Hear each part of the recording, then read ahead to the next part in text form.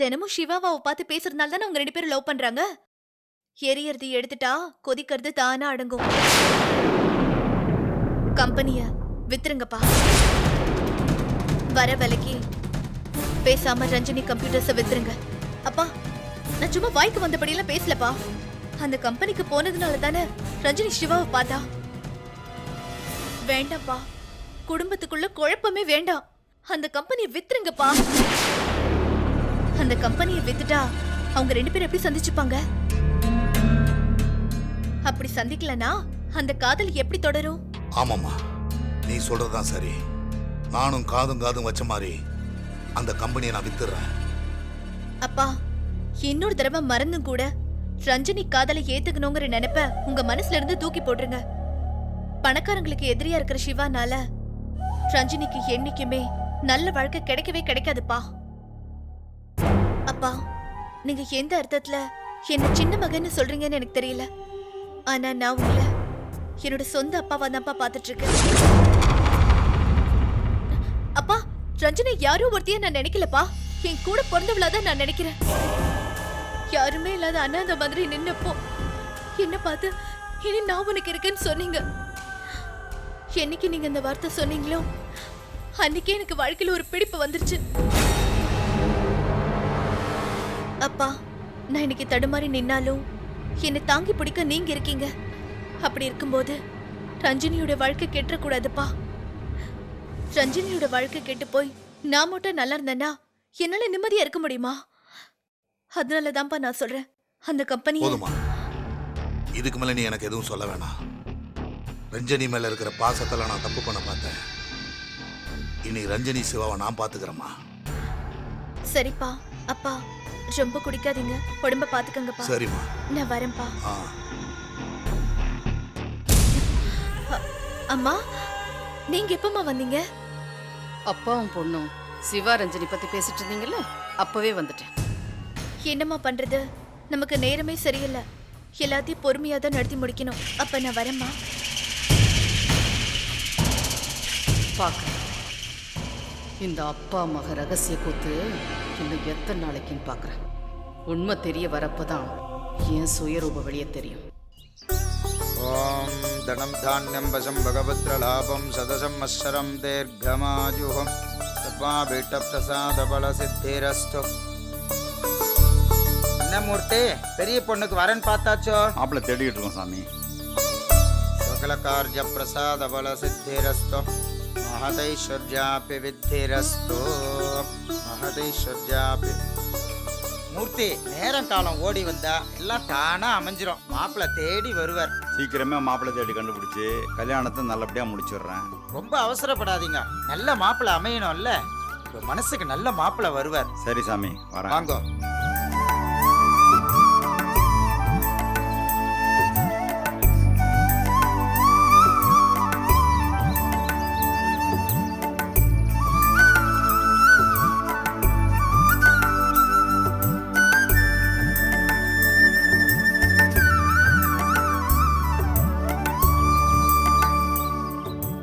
ஏய், இங்க என்னடி பண்ணிட்டு இருக்க?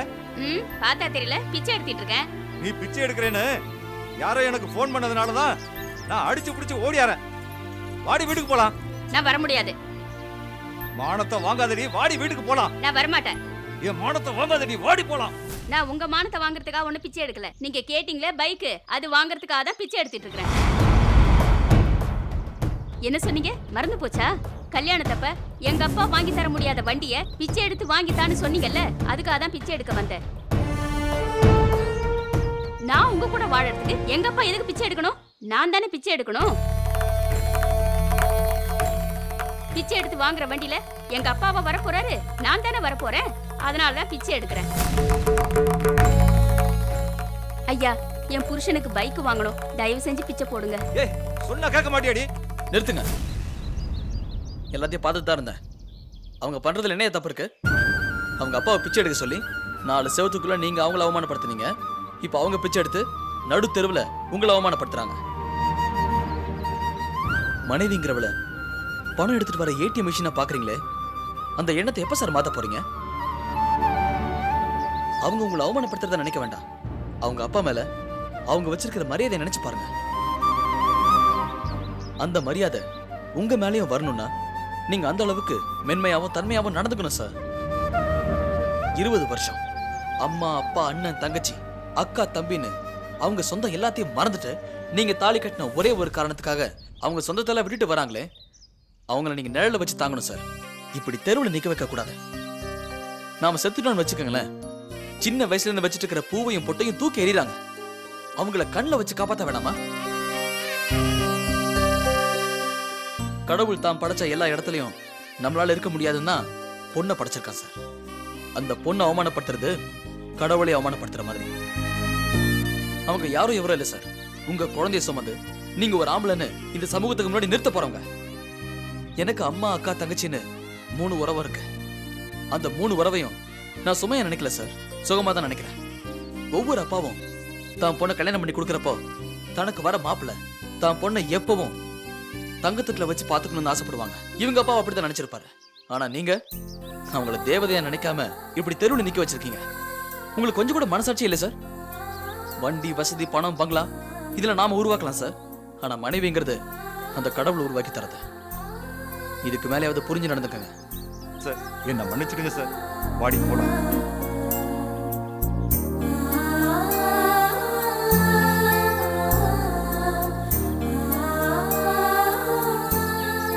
எவ்வளவு நல்லவராக இருக்காரு.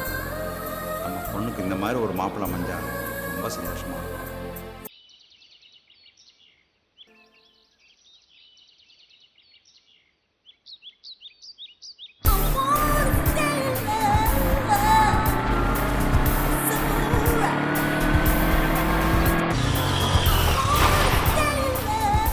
எவ்வளவு நேரம் உனக்காக வெயிட் பண்றது?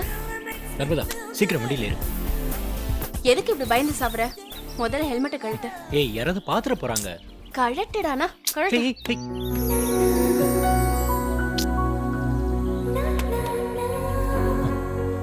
யாராவது பார்த்தா என்ன ஆவறது? நான் தெரியாம தான் கேக்குறேன். இங்க நான் பொண்ணா இல்ல நீ பொண்ணா? அவன் லவரை கூட்டிட்டு எங்கெங்கே சுத்துறான். நீ என்னடானா ஹெல்மெட்டை போட்டுக்கிட்டு தலைமறைவா வாழ்ந்துட்டு இருக்க. ஏய், இங்க பாரு, எங்க அம்மா ரொம்ப ஸ்ட்ரிக்ட். இந்த மாதிரி விஷயம் எல்லாம் தெரிஞ்சா அவ்வளவுதான் தெரியுமா? என்ன பண்ணுவாங்க? என்ன வெட்டி ஊறுக போட்டுருவாங்களா? நாம பண்றது தப்பு கிடையாது. காதல், அதுவும் தெய்வீகமான காதல். முதல்ல வண்டியை விட்டு இறங்கு. ஏய், வேண்டாம் நர்மதா. சொன்னா கேளு, இறங்கி வா.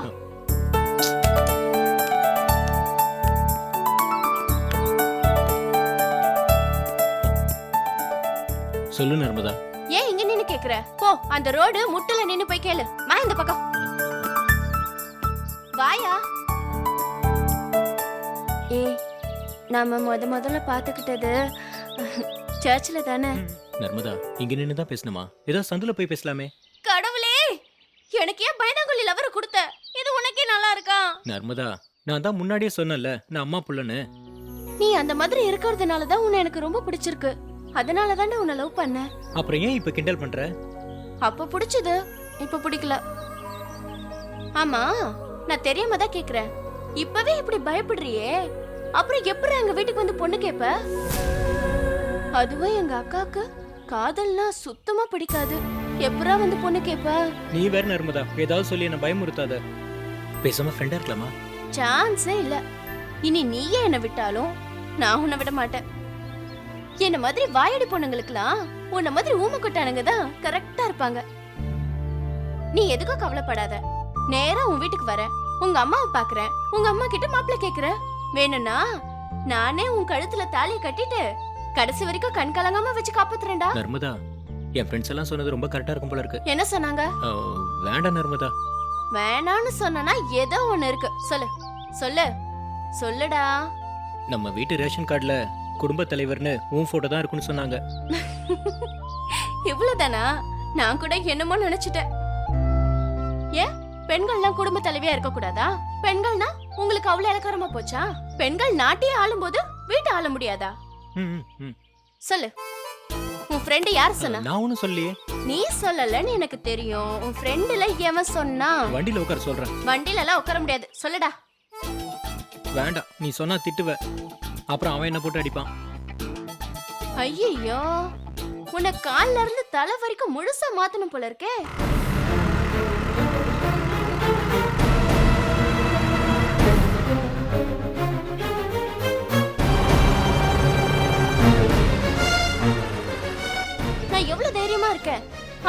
என்னடானா ஒரு கருப்பாம்பூச்சியை பார்த்தா கூட பயப்படுற. உன்னை எப்படிதான் கல்யாணம் பண்ணி புள்ள பெத்துக்க போறனோ? ஆக்குறேன்டா, ஆக்குறேன். உன்னை ரவுடி ஆக்குறேன். வா.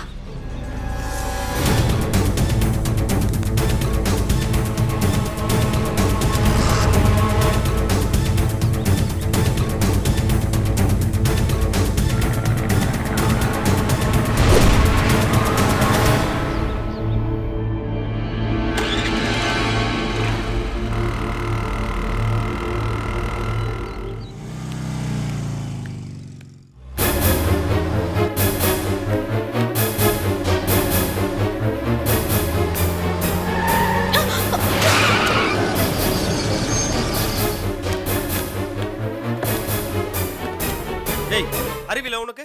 நீ விழுந்து சாகிறதுக்கு என் கார் தான் கிடைச்சதா? ஏன் சார் நான் சாக வந்தேன்னு சாமி உங்ககிட்ட வந்து சொல்லிச்சா? என்ன என் காருக்கு குறுக்க வந்து விழுந்தா என்ன அர்த்தம்? அதான் அர்த்தம். யாரு குறுக்கால வந்தா? நீங்க ஸ்பீடா வந்தீங்க. நீங்க ஸ்பீடா வந்ததை பார்த்து பயந்து நான் ஃபைல கீழே போட்டேன். ரோட்ல வந்தா ரோட்டை பார்த்துட்டு வரணும், ஃபைல பார்த்துட்டு வரக்கூடாது. இந்த ஊர்ல இருக்க எல்லா பொம்பளைங்களுக்கும் ஒரே மென்டாலிட்டி தான் போல இருக்கு. என்ன மென்டாலிட்டி? வேற என்ன, சராசரி பொம்பளைங்க மென்டாலிட்டி தான். ஒரு நேரத்துல ஒரு வேலையை செய்யறது கிடையாது. அடுப்புல எண்ணெயை கொதிக்க வச்சுட்டு வாசல்ல போய் கோலம் போட வேண்டியது, கிச்சன்ல வேலை செஞ்சுட்டு இருக்கும்போது போய் துணி துவைக்க வேண்டியது. ஒன்னும் சொல்லி தப்பு இல்ல. நாட்டுல எல்லா பொம்பளைங்களும் ஒரே மாதிரி தான் இருக்கீங்க. ஆனா மனசுல பெரிய புத்திசாலிங்கிற நினைப்பு வேற. சார் இருங்க. உங்களுக்கு ஏன் மேல கோவமா இல்ல ஒட்டுமொத்த எல்லா பொம்பளைங்க மேலயும் கோவமா? நான் தானே கார் குறுக்கால வந்து விழுந்தேன்னு சொல்றீங்க. அப்ப என்ன மட்டும் திட்டுங்க. அதை விட்டுட்டு ஒட்டுமொத்த எல்லா பொம்பளைங்களையும் கேவலமா பேசாதீங்க. எங்களுக்கும் நல்லது கெட்டது தெரியும். பெரிய இவ மாதிரி பேசினா மட்டும் போதாது, அதுக்கு தகுந்த மாதிரி நடந்துக்கணும். சார் மரியாதை கொடுத்தீங்கன்னா மரியாதை கிடைக்கும். அவ வேணா பேசுனீங்கன்னா பதிலுக்கு நானும் அவ வேணா பேசுவேன். அப்படியே நீ குறுக்க வரும்போது உன்னை அடிச்சு தூக்கி இருந்தானே இப்படி பேசியிருக்க மாட்டல. ஓஹோ, அடிச்சு தூக்குவீங்களா? நான் இங்கே நிக்கிறேன். எங்க அடிச்சு தூக்குங்க பார்க்கலாம். இருடி.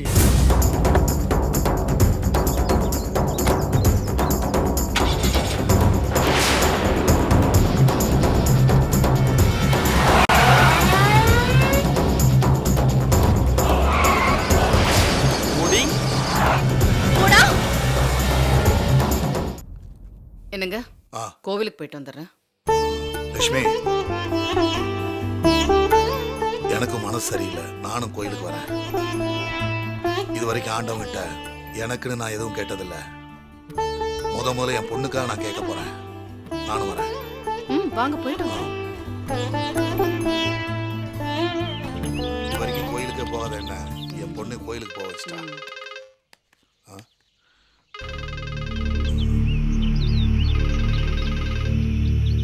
ஹலோ, இங்க பாரு, நான் உன் வீட்டுக்கு தான் வந்துட்டு இருக்கேன். நாம 2 பேரும் அர்ஜென்ட்டா வெளியில போறோம். வா. இல்ல நான் கோயிலுக்கு போயிட்டு இருக்கேன். நான் வீட்டுக்கு வந்துட்டேன்.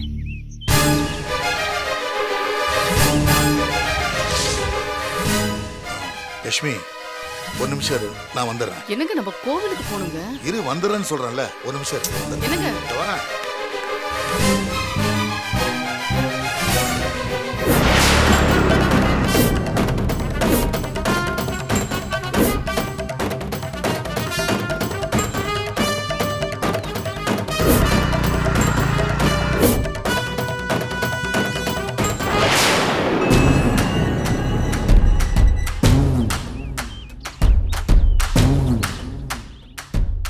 ஒய்ஃப் கூட கோயிலுக்கு போயிட்டு இருக்கேன். நான் அப்புறம் வரேன். அதெல்லாம் முடியாது, இப்ப உடனே வந்தாகணும். நான் சொல்றது கொஞ்சம் புரிஞ்சுங்க. பிரச்சனை ஆயிடும். நான் அப்புறம் வரேன். போறியா இல்லையா?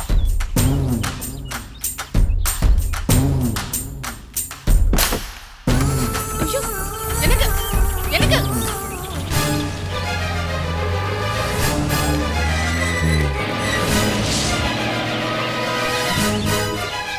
எனக்கு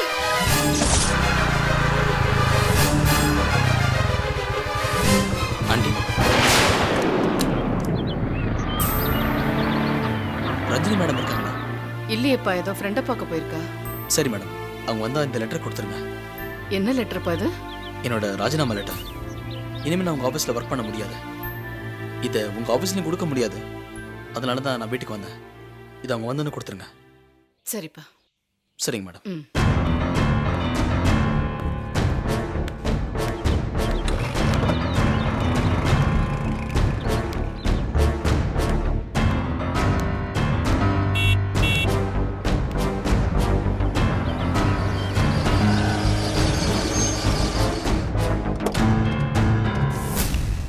என்னம்மா கோயிலுக்கு போலியா? கோவிலுக்கு போகணும் தாண்டி நினைச்சிட்டு இருந்தேன். ஆனா இந்த வீட்டுல நடக்கிற சம்பவங்கள்லாம் இந்த குடும்பத்தை எங்க கொண்டு போய் விடுன்னு தெரியல. என்னம்மா என்னென்னமோ பேசிட்டு இருக்க? என்னாச்சு? சரி அதை விட, இந்தா நம்ம ஆபீஸ்ல வேலை பார்க்கறாருல சிவா, அவர் இந்த லெட்டரை உங்ககிட்ட கொடுக்க சொன்னார். என்ன லெட்டர்? ஏதோ ராஜினாமா லெட்டரா. இனிமே நம்ம ஆபீஸ்ல வேலை பார்க்க மாட்டாராம். அதான் வந்து கொடுத்துட்டு போனாரு.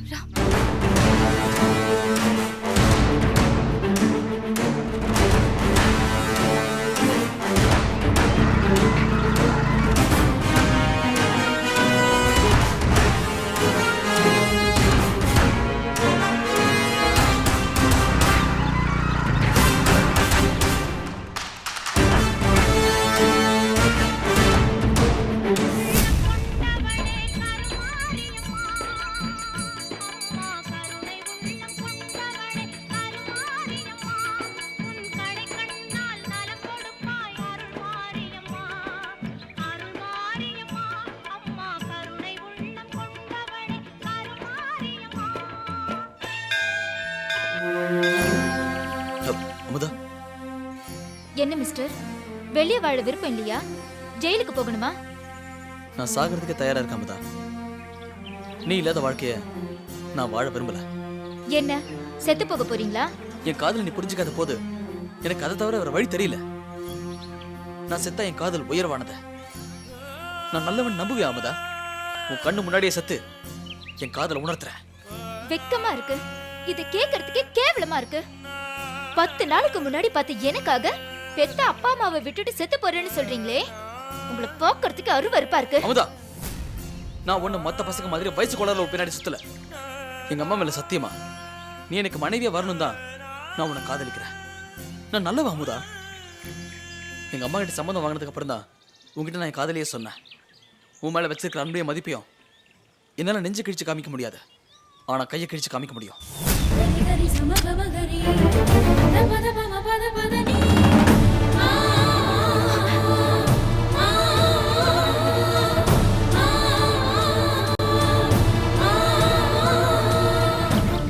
கையெடுக்க முதல்ல. ரத்தம் போய்கிட்டே இருக்கு. ஏன் மேல பழி வரதுக்கா?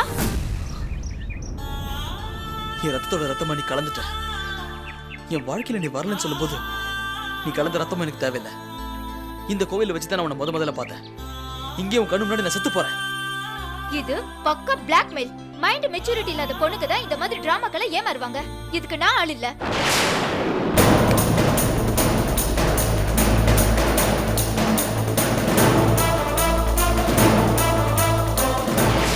கரம் பிடித்தவனை அமுதா என்ன செய்ய போகிறாளோ?